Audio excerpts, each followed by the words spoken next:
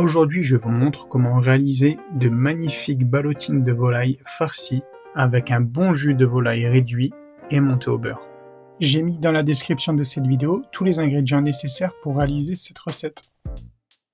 Après avoir lavé mes légumes, je commence par les éplucher puis les tailler. Bien entendu, on ne jette rien, toutes les parures vont venir aromatiser notre bouillon. Pour que ça reste agréable en bouche et assez goûtu, je viens couper mes carottes en brunoise, c'est-à-dire en tout petits dés. Pour une belle texture, je vais venir hacher très finement mes champignons.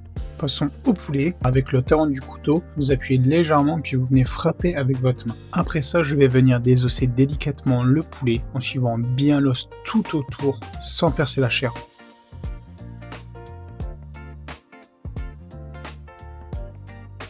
Pour attendrir les chairs, je vais venir frapper avec la paume de ma main. Et surtout, je n'oublie pas de le saler côté chair. Pour notre jus, je vais venir casser les os de poulet. J'utilise une feuille de boucher, mais vous pouvez utiliser aussi un marteau.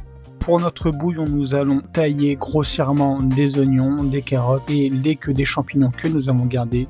Ensuite, avec une huile neutre comme pépins de raisin ou tournesol, je vais venir colorer mes carcasses de poulet. Une fois bien colorées, je réserve les os et je viens rajouter mes légumes aromatiques. Puis je laisse mes légumes suer pour qu'ils viennent récupérer les sucs de la carcasse. Après, je remets mes carcasses de poulet et je relaisse cuire. Pendant que mon bouillon cuit tranquillement, je viens mettre mes champignons en premier pour ma farce, que je laisse s'assécher, puis j'ajoute mes oignons. Dès que mes oignons commencent à suer, je peux rajouter mes carottes. Une fois la farce cuite, je viens déglacer au porto ou au cognac.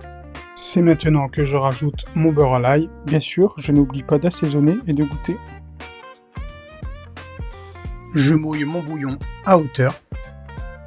J'ajoute mon bouquet garni et je laisse frémir au minimum 2 heures. Sur un plan de travail propre, je viens mettre une feuille de film alimentaire compatible au chaud. Je viens mettre ensuite mon poulet que j'étale bien avec une petite quantité de garniture. Je roule mon poulet tout en veillant à bien le serrer.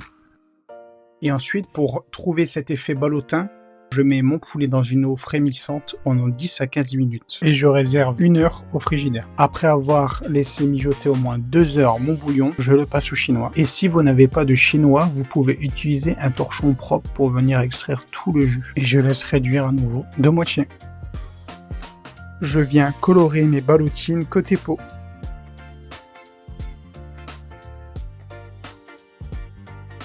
Puis je viens les enfourner à 180 degrés pendant 35 minutes. Je viens monter ma sauce qui a réduit de moitié avec une belle noisette de beurre pour lui donner un aspect brillant, ainsi qu'une belle tenue. L'avantage avec la ballotine, c'est qu'en accompagnement, il irait très bien avec un riz pilaf, une purée ou même des frites. Et il ne reste plus qu'à vous régaler.